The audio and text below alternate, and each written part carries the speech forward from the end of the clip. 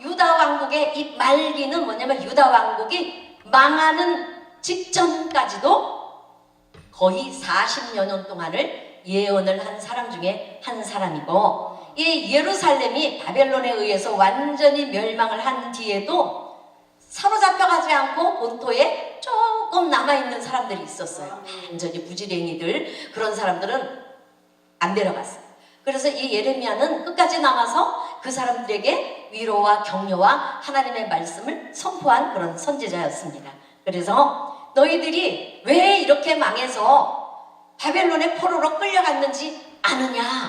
백성들은 몰라요. 너무 무지해서 잘 몰라요. 그래서 왜 그렇게 나라가 망해서 지금까지 이렇게까지 하나도 남김없이 다 망한 나라는 우리 유다가 처음이다. 물론 북쪽 이스라엘도 그렇게 망했지만 거기보다 더 비참하게 남유다는 포로로 다 끌려갔습니다. 그래서 이제 그 땅에 남아있는 백성들을 가르치는 거예요. 너희가 이렇게 살았기 때문에 하나님 앞에 징계를 받아서 심판받아서 바벨론으로 다 끌려간 것이다. 그러나 하나님은 우리를 멸망, 너는 끝이야, 그리고 그냥 확 내다버리시는 분이 아니에요. 그죠? 오늘 우리가 본문에서도 읽었다시피 하나님은 그 사랑하는 자녀들을 징계하실 수밖에 없어요. 왜 징계하실 수밖에 없느냐? 잘못 사니까. 날마다 죄 속에서 사니까. 날마다 우상 숭배하고 하나님이 하지 말라 하는 건 더 기뻐하는 거야. 하라는 건 안 하는 거야.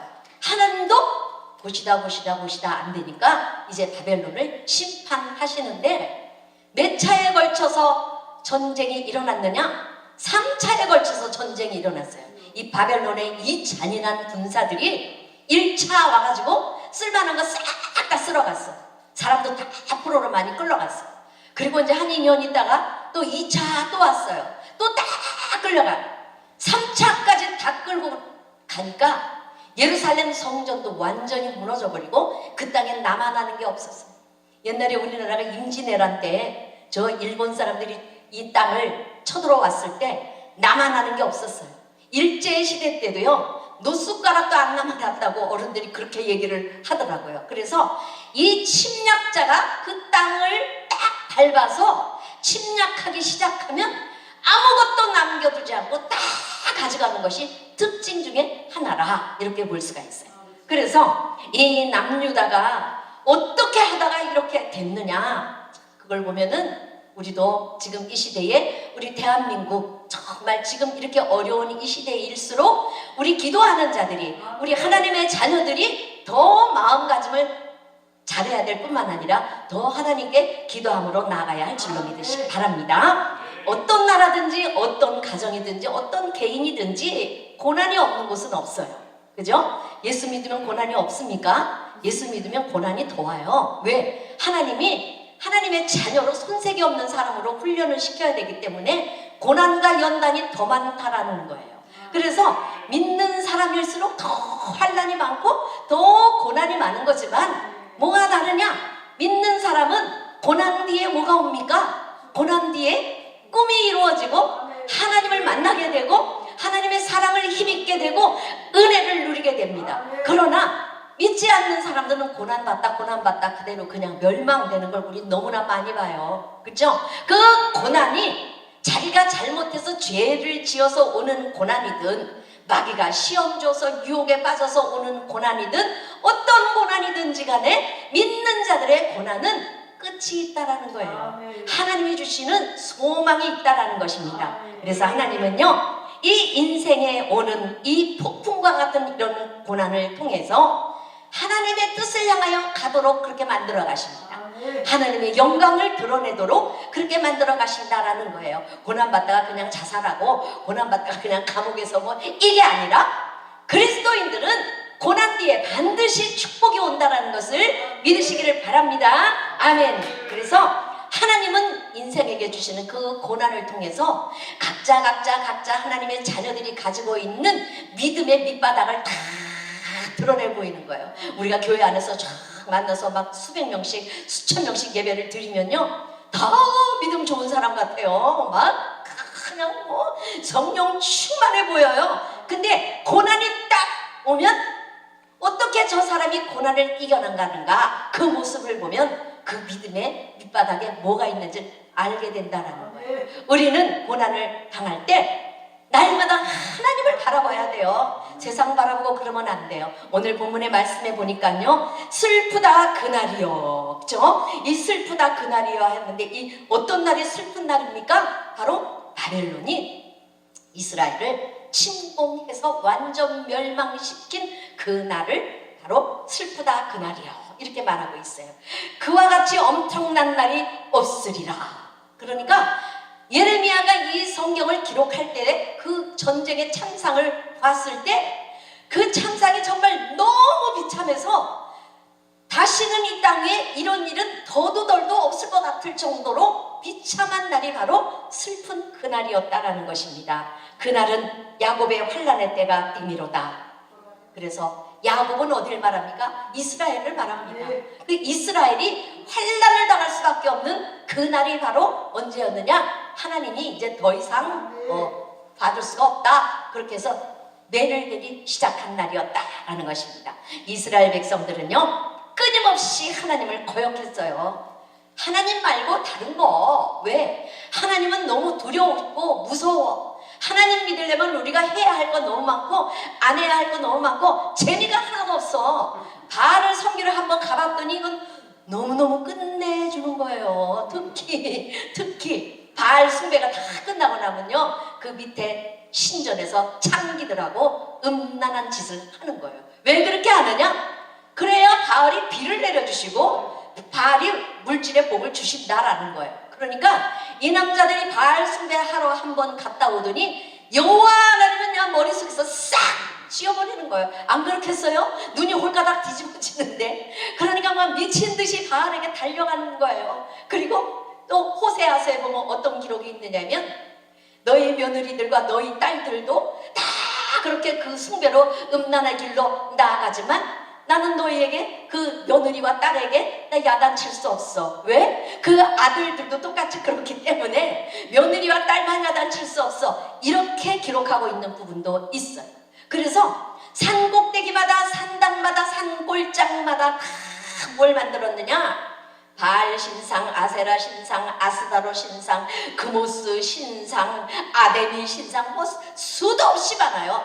이런 걸 다 만들어 놓고 그렇게 우상 숭배를 했다라는 거예요.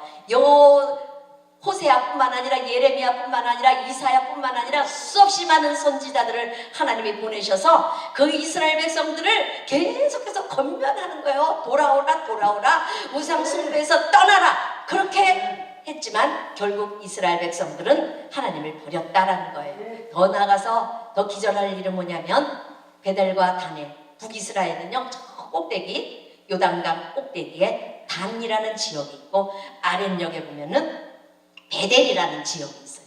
베델은 여러분이 알다시피 야곱이, 그죠? 돌베개 메고 자다가 그냥 하늘에서 사닥다리 내려와서 막 천사들이 오르락 내리락 하는 걸 본 곳이 어디예요? 베델이에요. 그래서 자기가 베고 잤던 그 돌을 세워놓고 거기다 기름을 부었어요. 여기가 바로 하나님의 성전이다. 그렇게 했던 그 베델에 뭘 세웠느냐? 금송아지를 세웠어요. 금송아지를. 그리고 그 백성들에게 뭐라고 거짓을 말했느냐? 이것이, 이 금송아지가 너희를 애굽 땅에서 이끌어낸 여호와야. 그러니까 이제부터 눈에 안 보이는 여호와가 아니라 눈에 보이는 이 금송아지 신이 여호와니까 이것만 섬기면 돼. 그러니까 무지한 백성들이 그대로 쏘가 넘어가서 그때부터 여로보암 1세 때부터 2세 3세 계속 내려가면서 그 땅에는요, 금송아지 숭배가 끊이지 않았다라는 거예요. 얼마나 기가 막힌 일인지 몰라요. 그죠? 그러나 하나님이 그 백성들을 징계하기를 기뻐하셨을까? 싫어하셨을까? 하나님은요, 아무리 속을 썩히고 아무리 망나니 짓을 해도 우리들 부모님들하고 똑같아요. 그죠? 그래서 그냥 손대고 때리기를 그렇게 쉽게 하시는 분이 아니시다라는 겁니다. 그래서 지속적으로 그들이 범죄하고 하나님의 진노를 불러일으키고 그렇게 했기 때문에 결국은 3차. 왜 3차까지 갔느냐? 첫 번 했을 때 어떻게 했어야 돼요? 정신 차리고 돌아왔어야 돼요. 그거에 하나님의 사랑이에요. 1차, 2차, 3차 이렇게 나누어서 온 것이 하나님이 1차 한 번 확 때리면 이것들이 손 들고 전부 여지옵소서 이렇게 돌아와야 되는데 1차가 끝나고 나서도 안 돌아오는 거예요. 그러면 뭐예요? 이제 뭐 나가야 돼요? 2차, 3차 때는 완전히 싹 다 허물어져 버리고 아무것도 그 땅엔 남은 것이 없었다라는 것입니다. 그래서 이 이스라엘 백성들이 그렇게 끌려가던 날 슬프다 그날이요 그와 같이 엄청난 날이 없으리라. 그날에는요 마지막 3차 침공 때는요 그들의 왕 시드기야 왕이 두 눈이 뽑혀서 피를 철철 흘리면서 묶여서 그렇게 끌려갔다라는 거예요. 얼마나 슬픈 날인지 알 수가 없다라는 거예요. 이건 뭡니까? 하나님의 심판이었어요. 10번 망해도 부족할 것 같은 그들의 죄악이지만 또 그들이 그 대가로 징계를 받고 멸망당하고 포로되어 가지만 그러나 오늘 호세아 선지자가 말씀하기는 그들의 미래는 완전한 멸망이 아니라 회복이다라는 겁니다. 할렐루야. 하나님은 우리가 회복되기를 원하시는 분이에요. 멸망받기를 원하는 그런 마음이 아니시다라는 겁니다. 예레미야는 그의 예언서 전체에서 반드시 이스라엘 백성들은 망할 거야. 첫 번째. 두 번째는 뭐냐? 망하지만 다시 돌아올 거야. 회복할 거야. 요 두 가지. 그러니까요 헷갈리는 거예요. 그쵸? 망했으면 망한 거지 어떻게 회복이 되냐. 그리고 이 이스라엘 백성들이 바벨론에 끌려가서 몇 년을 있었느냐? 70년이라는 기간 동안을 거기서 노예 아닌 노예 생활을 했어요. 왜 그렇게 했느냐? 하도 이 이스라엘 백성들이 하나님을 거부하는 원인 중에 또 하나가 뭐냐면 자기네들 살궁리를 하는 거예요. 야 우리가 이렇게 하나님께 예배드리는 거 이렇게 헛술하고 우리가 이렇게 살다 보면 하나님이 언젠가 우리를 혼내킬 거야. 그러면 우리가 어디로 도망가야 되냐?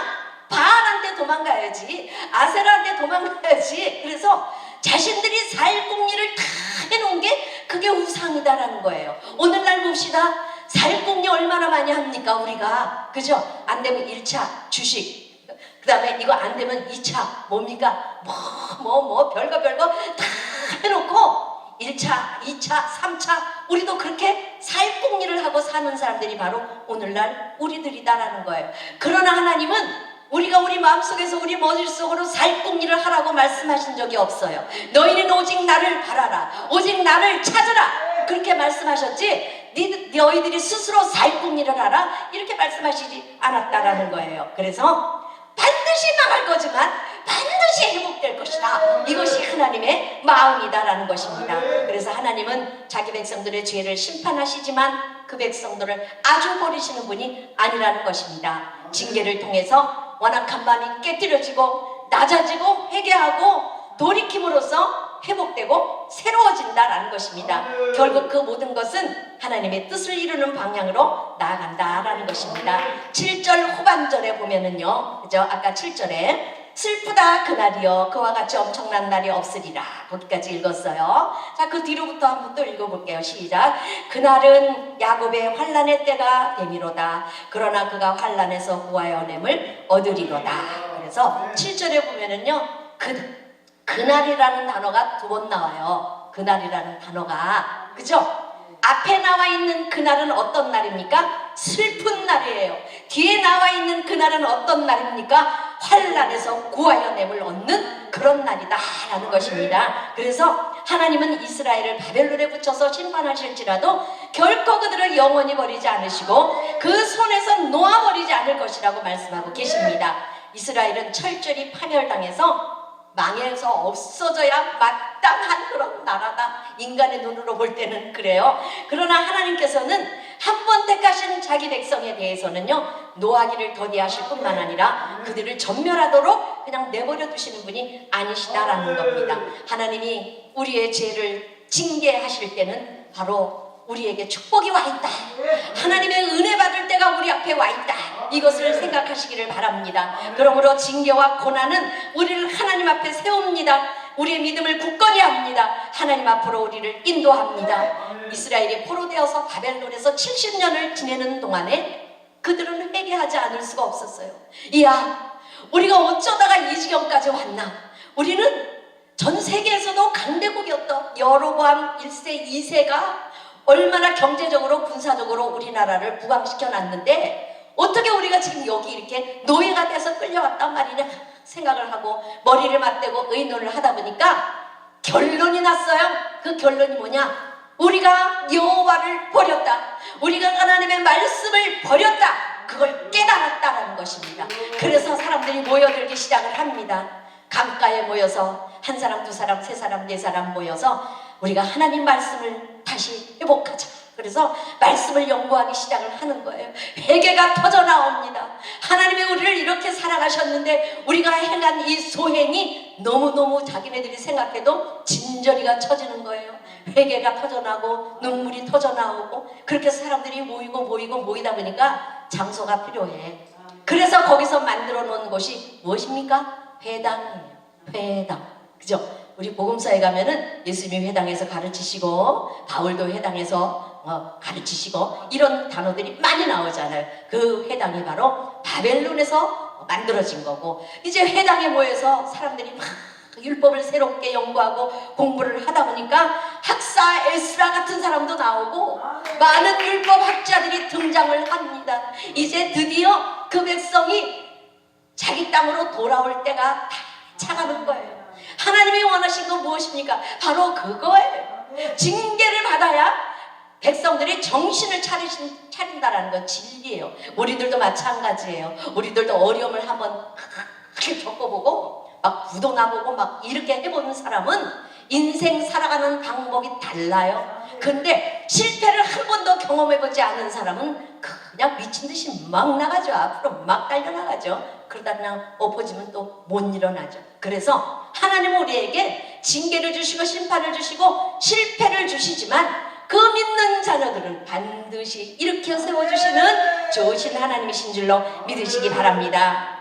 이제 하나님은 본문을 통해서 우리에게 약속하고 계십니다.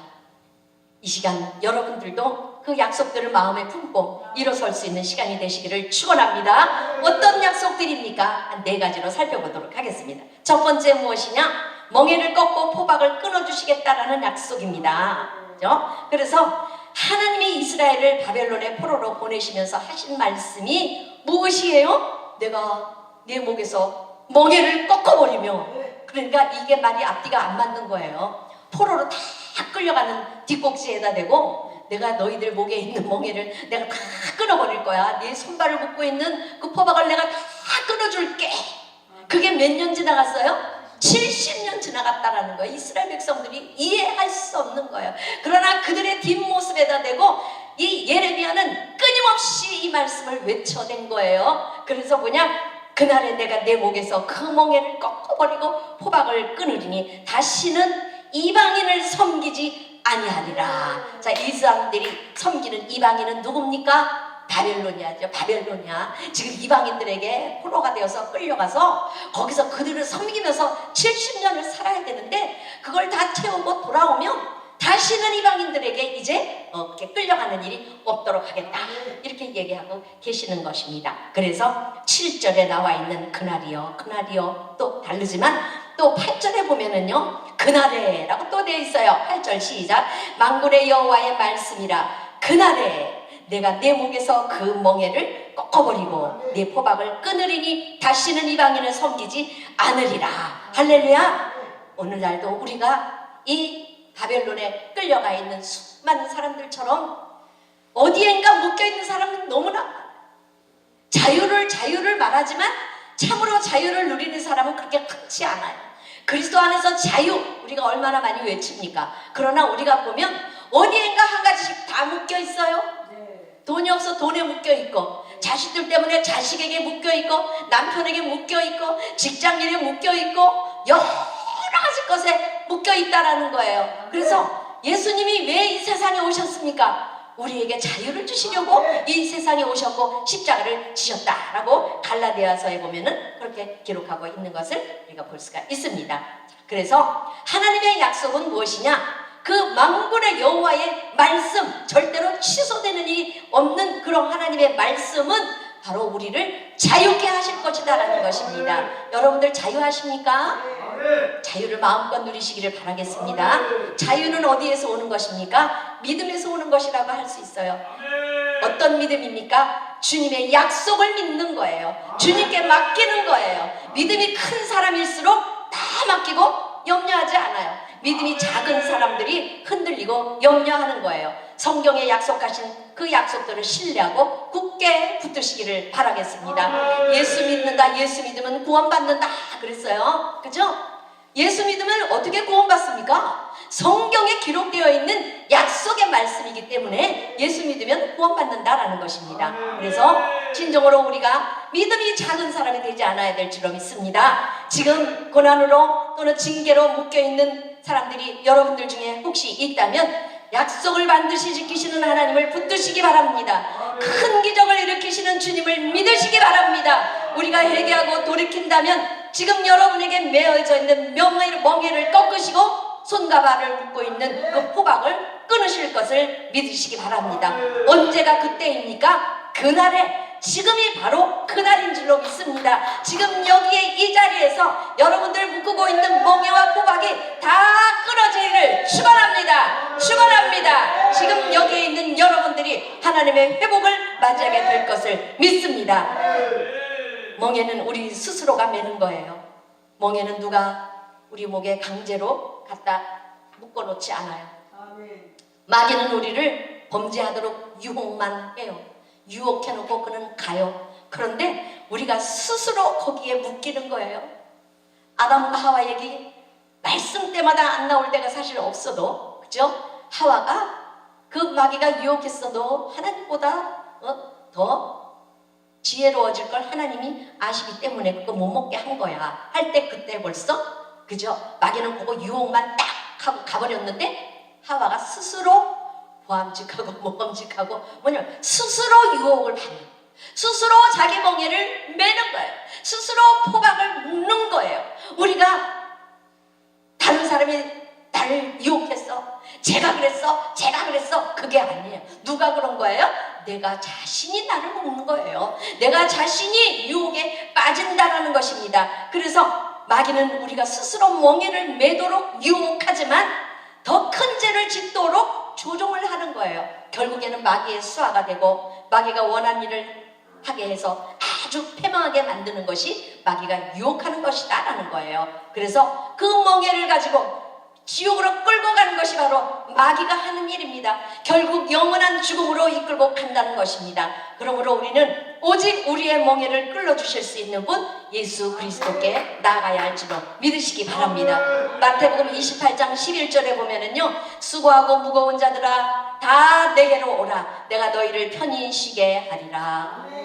아멘. 오늘 여기서 보면은요, 수고하고 무거운 짐진 자들아 다 어떻게 하라 그랬어요? 내게로 오라 그랬어요. 무거운 짐진 자들아 너 거기서 짐을 내려놓아 이렇게 말씀하신 게 아니라 뭐라고? 내게로 오라라는 거예요. 왜? 그 짐은 짐진 자들이 스스로 끌어낼 수가 없는 것이기 때문에 우선은 하나님께로 나아가야 한다라는 것입니다. 할렐루야. 결코 우리 힘으로는 내려놓을 수 없기 때문에 다 내게로 오라, 내가 너희를 편히 쉬게 하리라 이렇게 말씀하시는 거예요. 그 대신에 그 사탄이 주는 그 멍에, 그 유혹의 멍에를 주님이 끌어주신 다음에 자유야 자유. 우리 인간은요 그렇게 그냥 막 이런 막 자유를 주면 어떻게 합니까? 방종하고 그쵸, 나가서 그냥 막 삽니다. 그렇기 때문에 우리는 어딘가 묶여 있어야 되는데 누구에게 묶여 있어야 됩니까?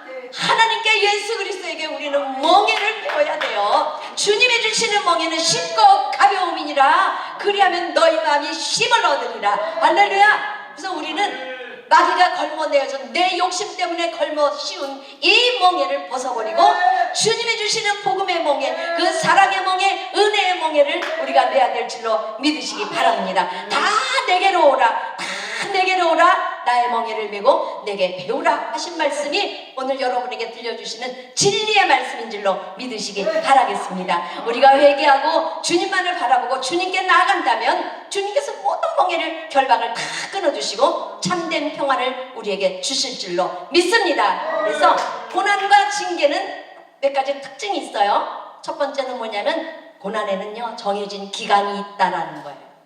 영원하지가 않다라는 거예요. 할렐루야. 참 감사한 일이에요. 하나님이 우리 성정을 잘 아신다고 그러셨어요. 그렇죠? 그래서 고난이 영원토록 오래도록 너무너무 오래도록 계속되면 다 하나님 앞에 다 떠나가 버리기 때문에 기간이 있다라는 거예요. 끝이 있다라는 거예요. 하나님이 됐어 이렇게 말할 때 바로 그때가 정해진 기간이다라는 거예요. 이스라엘 백성들은요 바벨론의 포로로 끌려갈 때 정해진 기간이 몇 년? 70년. 어마어마한 거예요. 우리나라가 일제 36년 지금도 그걸 못 잊어서 지금도 우리는 그들을 향해서 축구만 해도 그냥 대난리가 나요. 절대 일본한테는 져선 안 돼. 그렇게 대적하고 적대적인 관계가 아직도 유지하는데 70년을 그 속에서 살다 온 이 이스라엘 백성, 그리고 우리는 우상숭배도 많이 하던 나라예요. 그죠? 그러나 이 이스라엘 백성들 원래 근본은요 하나님의 백성이잖아요. 하나님의 선택하신 선민이잖아요. 그런 사람들이 그 우상이 드글드글 거리는 그 나라에 그들이 끌려갔다라는 것도 하나님의 뜻이 있어요. 그들이 끌려가기 전에 산당마다 세워놓고 우상숭배를 하고 그러니까 자꾸 이제 하나님이 매질을 하잖아요. 혼내키잖아요. 그러면 어려워지면 우리가 하나님 말고 피할 길을 만들어 놔야 돼. 그래서 또 하나 만들어 놓은 게 뭐냐면 북쪽 아수르에게 도움을 요청하는 거예요. 그래서 자꾸 북쪽 아수르에게 가서 막 공물을 바치고 귀한 걸 바치고 막 그랬는데 이 북쪽 아수르가요 북이스라엘을 침범해서 완전히 먹어버렸어요. 그러니까 뭐예요? 도와주세요 도와주세요 이게 뭐예요? 약점을 보인 거예요. 그래서 완전히 먹어버리고 북이스라엘은 남유다보다 130년이나 먼저 멸망을 해버렸어요. 그런데 이 또 남유다는 또 어떻게 하느냐? 또 자기네들도 어려워지니까 애굽에게 가서 또 성도들이 백성들이 농사해온 그 비싼 감람기름 그걸 갖다 산더미같이 갖다 대면서 우리를 도와주세요. 저 북아수르가 아무래도 우리 남유다도 엿보는 것 같아. 넘보는 것 같아. 그러니까 전쟁 나면 애굽 당신들이 우리 좀 도와주세요. 그런데 하나님이요 절대 이스라엘 백성들에게 명령하신 게 있어요. 뭐냐? 절대 애굽에는 내려가지 마라. 왜 그랬어요? 그 백성이 애굽에서 탈출해 올 때 430년을 노예 생활을 하다가 하나님이 엄청난 기적을 일으키셔서 그들이 거기서 빠져나왔는데 아니 바보들이 애굽에 가서 도와주세요. 이게 말이나 됩니까? 하나님 절대 가지 말라고 그랬어요. 근데 정말 아수르가 쳐내려왔을 때 이 애굽이 그들을 도와주지 않았어요. 요만큼도 도움을 주지 않았다라는 거예요. 그러다 보니까 하나님이 그래? 니들 그렇게 손 내밀고 도와달라고 그렇게 노예짓 하는 거 그렇게 좋아? 그게 그렇게 그리워 또 애굽에 내려갔어? 그러면 애굽보다 10배로 더한 바벨론에 내가 포로로 니들을 보내줄게. 그냥 그 이방 바벨론에 하나님이 그들을 포로로 보내셨다라는 거예요. 모든 고난에는 하나님의 다 뜻이 있다라는 것입니다. 그래서 우리는 정말 그 고난이 끝나는 날이 있다라는 걸 기억하여서 그날이 이르도록 날마다 부르짖고 기도해야 될 줄로 믿습니다. 두 번째 또한 이 멍에와 결박은 우리 힘으로는 꺾을 수 없다라는 것이 특징입니다. 8절에 한번 보겠습니다. 8절에 시작. 그날에 내가 네 목에서 그 멍에를 꺾어버리며 네 포박을 끊으리니 그날에 누가? 내가 하나님이. 그래서 아무도 해결해 줄 수가 없어요. 오직 하나님만 하실 수 있다라는 거예요. 똑같은 말씀이 어디에 있느냐 하면 나훔에 있어요. 나훔. 우리 많이 공부하지 않지만 나훔서 구약성경 이거는 소선지서예요. 나훔서 1장 13절에 보면은 이제 너에게 지운 그 멍에를 내가 깨뜨리고 내 결박을 끊으리라. 똑같은 말씀이 이렇게 서로 다른 예언서에 기록되어 있다는 거예요.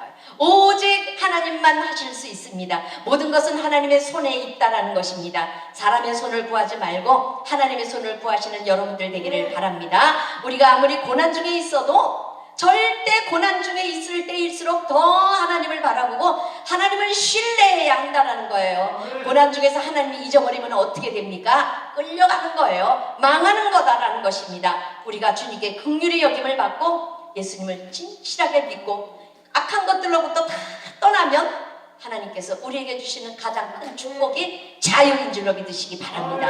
큰 두 번째, 하나님이 우리에게 주신 약속은 8절과 9절에 다 있어요. 자, 8절 끄트머리 보면은 다시는 이방 사람을 섬기지 아니하리라.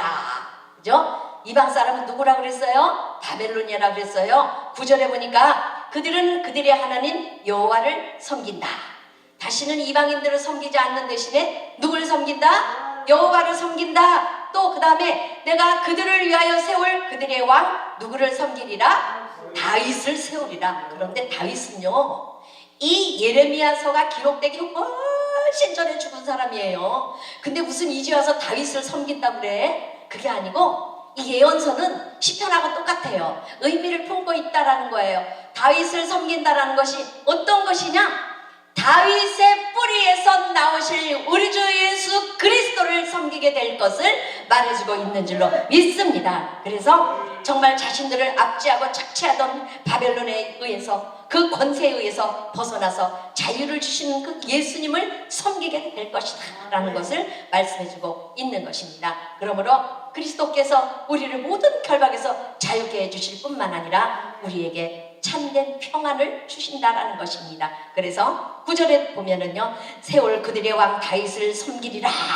이거는 예언 중에서도 아주 큰 예언이에요. 혹시라도 섬길지도 몰라, 이게 아니라 섬기리라 이렇게 말하고 있는 거예요. 그래서 세상 쾌락과 돈에 얽매이지 말고, 하나님 아닌 다른 썩어질 것에 얽매이지 말고, 세상 속에서 허우적거리지도 말아야 되고, 그 모든 결박을 하나님이 끌어주실 수 있도록 그 짐을 지고 하나님께 나와야 될 줄로 믿으시기 바랍니다. 이제 여러분들의 마음속에 내 계획이나 내 생각, 그거 너무 주장하지 마세요. 내 계획과 내 생각이 항상 옳지만은 않아요. 먼저 하나님께 기도함으로 하나님의 생각과 하나님의 뜻을 구할 수 있는 여러분들이 다 되시기를 바랍니다. 염려하고 근심하고 걱정하고 시기와 질투, 이 모든 것들을 다 사로잡아서 그리스도의 십자가에 다 못 박아 버리시기를 축원합니다. 축원합니다. 우리는 하나님의 자녀들이며 그리스도의 종들입니다. 우리가 매여야 할 분은 오직 예수 그리스도 한 분이신 줄로 믿으시기 바랍니다. 여러분들이 그리스도의 종이라는 사실을 감사함으로 여기시기를 바라겠습니다. 세 번째는 하나님이 주신 약속 10절에 보니까요, 두려워하지 말라, 놀라지 말라 그러면서 뭘 약속했느냐? 다시 태평과 안락을 주실 것이다, 이렇게 약속하고 계시는 겁니다. 그래서 하나님의 약속 앞에마다 8절에도 보면은 만군의 여호와의 말씀이라, 그죠? 10절에도 여호와의 말씀이라, 11절에도 여호와의 말씀이라. 이건 하나님이 하신 언약이고 약속이고 신실하고 하나님이 절대 약속을 지키시는 분, 그 이름이 뭡니까? 여호와. 여호와라는 이름은 약속을 지키시는 하나님이시다, 스스로 있는 자이시다, 그런 의미도 있지만 약속의 하나님이시다, 그런 의미가 있다라는 거예요. 이 세상의 그 어느 곳도 하나님의 구원의 손길이 미치지 못할 곳은 없어요. 아무리 멀리 바벨론 아니라 페르시아까지 가도 하나님은 건져내실 수 있다라는 것입니다. 그래서 이제 이후에 본토로 귀환한 이스라엘 백성들이 평화로운 삶을 누리며 살아갈 수 있는 것을 말해주고 있는 것입니다. 우리가 주님을 만나면 더 이상 불안과 공포가 우리 안에 견디지 못해요. 주님이 내 안에서 역사하시기 시작하면 질병이 깨끗이 치료될 줄로 믿습니다. 물질적 어려움이 해결될 줄로 믿습니다. 앞날의 불안에서 해결될 줄로 믿습니다. 우리의 갈 길을 가로막고 있는 모든 환경의 모든 무거운 문들이 다 깨뜨려질 줄로 믿습니다. 이사야서 45장에 보면 내가 너희보다 앞장서 가면서 험한 것을 다 평탄케 하고 논문을 쳐서 부수고 세빗장을 꺾어주실 것이라고 말씀하셨습니다. 그것이 어떻게 일어납니까? 우리가 하나님을 믿을 때, 하나님 앞에 나와서 우리가 무릎 꿇고 기도할 때 하나님께서 그렇게 사용해 주실 것이다 라는 것입니다. 그러므로 하나님께서는 멍에를 보고 먼 곳으로 쫓겨난 그 이스라엘 백성들이 다시 돌아오게 하십니다. 3차에 걸쳐서 끌려갔어요. 똑같이 하시는 분이에요. 돌아올 때도요, 3차에 걸쳐서 돌아왔어요. 베드로가 하나님을 몇 번 부인했어요? 3번 부인했어요. 그 상처를 치료해 주시기 위해서 바닷가에 가서 고기 잡는 제자들에게, 베드로에게 네가 나 사랑하냐? 네가 여기 있는 이 사람들보다 나를 더 사랑하냐? 몇 번 물으셨어요? 3번 물으셨어요. 우리 하나님은요 그대로 갚으시는 분이시다라는 거예요. 그래서 끌려갈 때 3차에 끌려갔는데 돌아올 때도 3차에 걸쳐서 그렇게 돌아왔다라는 것입니다. 그래서 그리스도께서 십자가에 죽으심으로 우리의 결박을 다 끌어주셨고, 그러므로 굳건하게 서서 다시는 종의 멍에를 매지 말아라, 이렇게 갈라디아서 5장 1절에 신신당부하고 있는 것을 볼 수가 있습니다. 마지막 4번째는요, 멸망치는 않을 것이지만 죄에 대하여는 징계하리라. 이게 무서운 말이에요. 지금까지는요 하나님이 약속하신 것이 있어요. 첫 번째 무슨 약속이었어요? 멍에를 끊어줄 거야. 두 번째는 뭐예요? 이방인을 섬기지 않고 화평과 안락을 누리게 해줄게. 그렇죠? 이런 약속들을 하셨어. 근데 마지막 4번째 약속은 뭐예요? 멸망시키지는 않아. 다시 회복시키고 다시 돌아오게는 하겠지만 반드시 시시비비를 가려서 죄와 벌을 내리시겠다. 바로 그런 의미가 있다라는 거예요. 하나님이 함께 하심으로 이스라엘을 구원하시고 그것을 약속하고 있지만, 하나님이 여호와의 말씀이니라, 내가 너와 함께 있어 너를 구원할 것이다. 여기까지 너무 좋아요, 그죠? 그 다음에 또 뭐냐? 너를 흩었던 그 모든 이방을 내가 멸망시키리라. 바벨론을 다 멸망시키신다라는 거예요. 참 이거는요 우리 평생에도 이렇게 되기를 소원할 때가 너무 많아요. 그냥 직장에 가도 그냥 그 상사, 그 팀장인지 뭔지가 그냥 얼마나 나를 볶아대는지 그냥 원수가 될 때가 있어요, 정말. 그런데 내 힘으로 대들면 어때? 옷 벗고 나와야 되는 거예요. 집사람 아이들 생각하면 못 나와요. 그리고 버티고 있다 보니까 하나님 저놈 좀 어떻게 해주세요. 그쵸?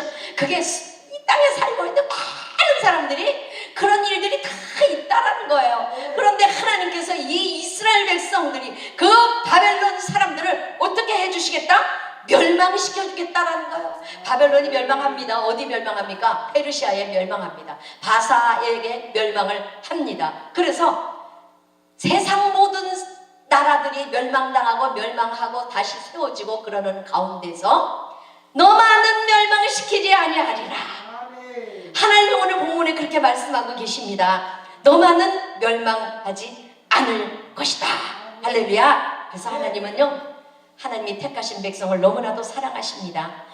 하나님이 함께 하심으로 이스라엘을 구원할 것이라고 약속하고 있습니다. 그래서 우리가 고난당할 때도 정말 우리 얕보고 무시하고 교만하고 막무가내로 막 밟던 그런 사람들 하나님이 가만 안 둔다라는 거예요. 사사기에도 보면은요, 이스라엘 백성들이 큰 우상 숭배하고 그러면은 하나님이 때리잖아요. 그럼 또 회개하잖아요. 그러면 회개하면 하나님이 또 구원해 주셔요. 이걸 계속 도는 거예요. 그런데 하나님이 그 이스라엘 백성들, 우상 숭배하는 이스라엘 백성들을 혼내킬 때 쓴 방법이 있어요. 그게 뭐예요? 주변 국가들, 블레셋 5족속, 그죠? 가나안 7족속, 이런 족속들을 이렇게 세워서 전쟁을 붙이는 거예요. 그래서 하나님은 꼭 가까이 있는, 주변에 있는 것들을 통해서 우리를 징계하신다라는 거예요. 그래서 진정으로 그들이 하나님 앞에 돌아와도 하나님은 그냥 어이구 잘 왔다, 내 새끼들 고생 많았다, 수고했다, 70년이나 나갔다 왔으니까 진짜 고생했지, 이렇게 머리 쓰다듬어 주시는 분이 아니시다라는 거예요. 반겨 맞아 주시기는 하지만 어떻게 하신다? 죄에 대해서는 반드시 징계하신다. 짚고 넘어가신다라는 거예요. 니들이 뭘 잘못했는지를 알게 하신다라는 거예요. 할렐루야. 하나님이 왜 그렇게 합니까? 너만은 멸망시키지 않으리라. 너만은 멸망시키지 않으리라. 이걸로 끝났으면 얼마나 좋겠어요. 그렇죠? 근데 내가 법에 따라 너를 징계할 것이요 무죄한 자로만 여기지는 아니하리라.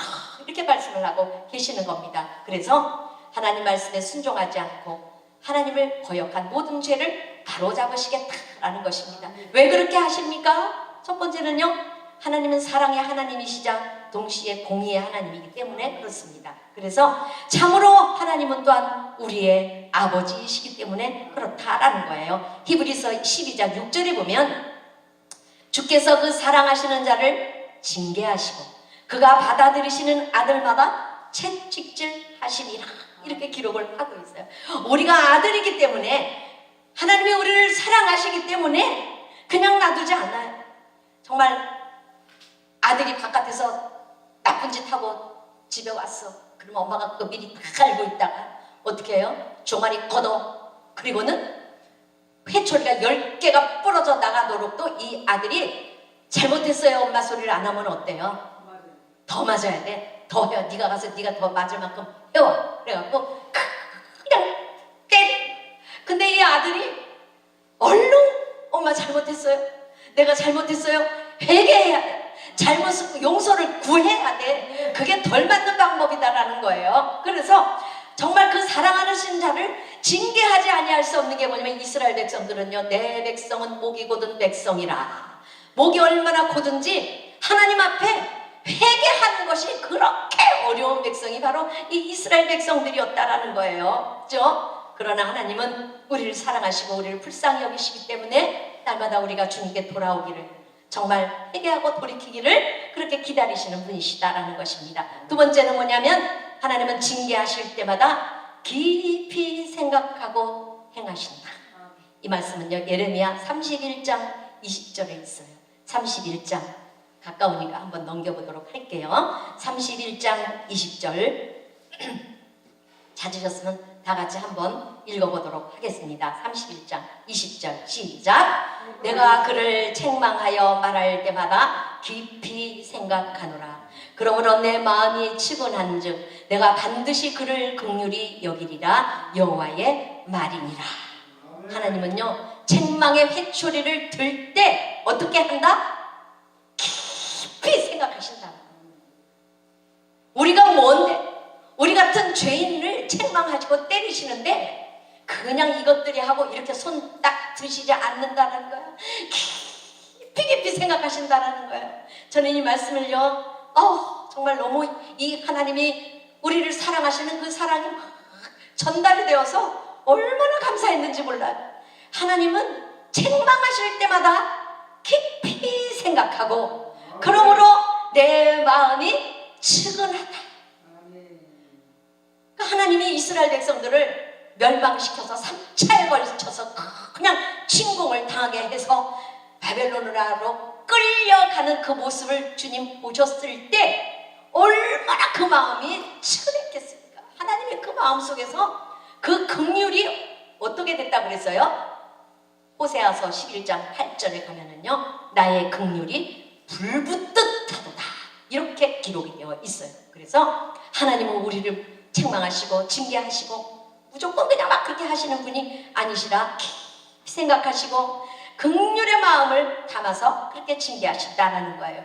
사람들처럼 그렇게 쉽게 분노하고 쉽게 때리고 쉽게 버리시는 분이 아니다라는 것입니다. 그래서 이스라엘 백성들에게 찾아온 그 고난은 그들을 영원히 멸망시키려고 바벨론의 포로로 보낸 것이 아니라 그들을 징계하고 연단시켜서 하나님을 찾아오게, 하나님을 사랑하게 그렇게 만들기 위해서 하나님이 그렇게 하셨다라는 거예요. 세 번째, 긍휼히 여기리라 했잖아요. 긍휼한 마음으로 징계를 하시는데 호세아서 11장 8절, 책 뒤적이시다가 말았죠. 11장 8절에 보면은 에브라임이여 내가 어찌 너를 놓겠느냐, 이스라엘이여 내가 어찌 너를 버리겠느냐, 내가 어찌 너를 아드마같이 놓겠느냐, 어찌 너를 스보임같이 두겠느냐. 이건 무슨 소리냐면 나 절대 너를 놓을 수 없어, 나 절대 너를 버릴 수 없어. 근데 아드마와 같이 스보임같이, 아드마와 스보임은 어디냐? 소돔과 고모라 성이 멸망할 때 그가 같이 멸망된 아주 작은 성읍들이에요. 이름도 없이 그렇게 망해버렸다라는 것입니다. 그러므로 내 마음이 내 속에서 돌이키어 나의 긍휼이 온전히 불붙듯 하도다. 하나님이요, 이스라엘 백성들이 막 바벨론의 말발굽에 짓밟히고 막 피 흘리고 죽어갈 때 막 어린아이들 다 죽고 아이된 여자들이 막 배가 다 그냥 이런 걸 보실 때 하나님의 마음이 어땠다? 내 속에서 이미 돌이키셨다. 하나님은 이미 징계의 손을 드는 그 순간에 용서할 준비를 다 하고 계시다라는 거예요. 할렐루야! 하나님은 사랑이 충만하신 분입니다. 우리가 하나님의 그 사랑을 정말 1000만분의 1이라도 우리가 안다면 하나님 우리가 속썩여드리지 않을 수 있지요. 그죠? 그래서 그 마음에는 이미 돌이키셨어요. 돌이키셨다라는 거예요. 나의 긍휼이 온전히 불붙듯 타도다. 정말 하나님이 애간장이 그 속에서 다 녹았다, 다 타셨다라는 거예요. 그래서 하나님은 우리의 죄를 속하기 위해서 예수님을 이 세상에 보내주신 것이 바로 그 이유에서다라는 거예요. 그 자비와 그 긍휼의 마음, 그것을 예수님의 십자가로서 온전히 표현하셨을 뿐만 아니라 십자가 앞에 나가는 모든 사람들은 아낌없이 용서를 베푸신다라는 것입니다. 할렐루야. 우리에게 오는 모든 고난과 심판은 다시 새롭게 시작할 그럴 일임을 기억해야 합니다. 고난과 증거와 심판 속에서 하나님이 긍휼을 베푸시기 때문에 우리는 다가오는 고난을 역경을 두려워할 것이 아닙니다. 언제나 회복을 꿈꾸고 희망을 볼 수 있어야 할 줄로 믿습니다. 하나님은 우리에게 말씀하십니다. 내가 너를 내 손바닥에 새겼다. 잘 아시죠? 왜 손바닥에 새겼다고 말씀하셨을까? 잊어버리지 말라. 그죠? 여기 새겨야 날마다 보잖아요. 그리고 내가 너를 안고 간다. 그렇게 말씀하셨어요. 왜 안고 간다고 말씀하십니까? 우리는 날마다 가다가 엎어지고 자빠지고 잘못된 길로 자꾸 가기 때문에 그냥 다 안고 그렇게 가신다라는 거예요. 또한 우리를 눈동자와 같이 지키신다고 말씀하셨어요. 눈동자가 뭔지 아십니까? 눈동자는요, 우리 눈에 동자가 뭡니까? 어린아이가 동자예요. 우리 눈 안에 작은 어린아이가 하나 또 들어있다라는 거예요. 그래서 지키고 보호해야 된다라는 거예요. 눈동자가 그런 의미가 있더라고요. 하나님은 그래서 눈 속에 들어있는 작은 아이를 지키고 보호해야 하는 것처럼 우리를 지키신다라는 거예요. 할렐루야. 우리는 하나님의 말씀과 약속을 기억해야 합니다. 믿어야 합니다. 때때로 하나님은 우리를 훈계하시고 징계하시고 우리를 심판하실지라도 우리가 고난 가운데 부르짖으면 그 고난의 길에서 우리를 안고 함께 가시는 분이십니다. 결론을 말씀드리면 구원은 오직 하나님께로부터 오는 것입니다.